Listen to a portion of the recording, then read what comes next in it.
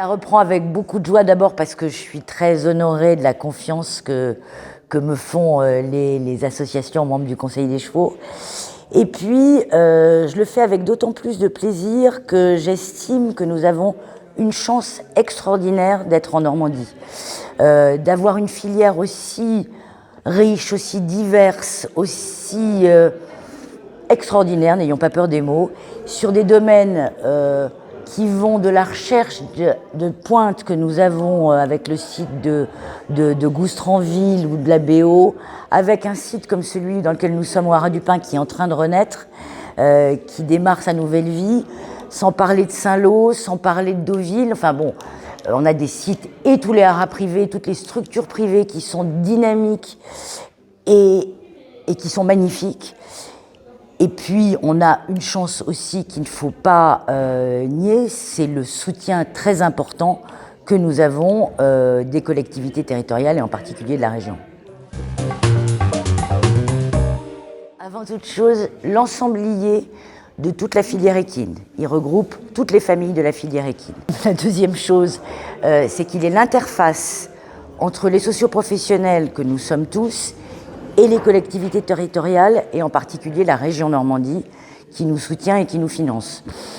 Et la dernière chose, je dirais, c'est l'innovation, parce qu'on est dans une filière qui est une vieille filière, qui est riche en Normandie, qui est importante, mais qui doit toujours innover pour toujours pouvoir avancer.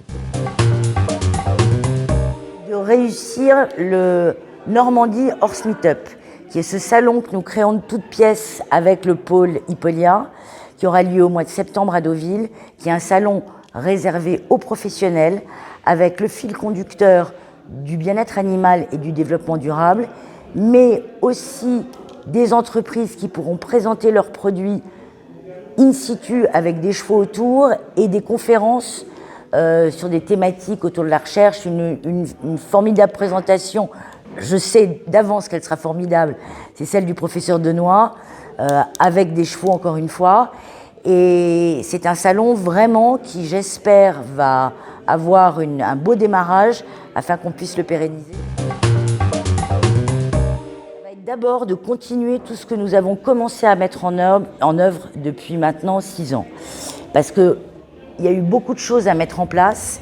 Aujourd'hui, l'équipe est soudée et nous sommes 10 permanents au Conseil des chevaux, ce qui n'est pas rien, mais la tâche est lourde, la tâche est ambitieuse. Donc déjà, si nous arrivons à bien continuer ça, je citerai le tourisme, développer tout ce que nous avons initié sur le tourisme, qui a été long à mettre en place, la connaissance des emplois, la diffusion des différents métiers dans les collèges, dans les lycées, continuer évidemment la politique régionale avec le soutien aux investissements dans la filière, aux manifestations importantes sur le territoire, j'en oublie forcément, enfin, continuer tout ce que nous avons mis en place, et puis, comme je le disais tout à l'heure, avoir toujours des idées innovantes et choisir, prendre la balle au bon. Quand il y a une idée qui vient et qu'elle nous semble pertinente, être en mesure de la mettre en place et se donner les moyens de la mettre en place.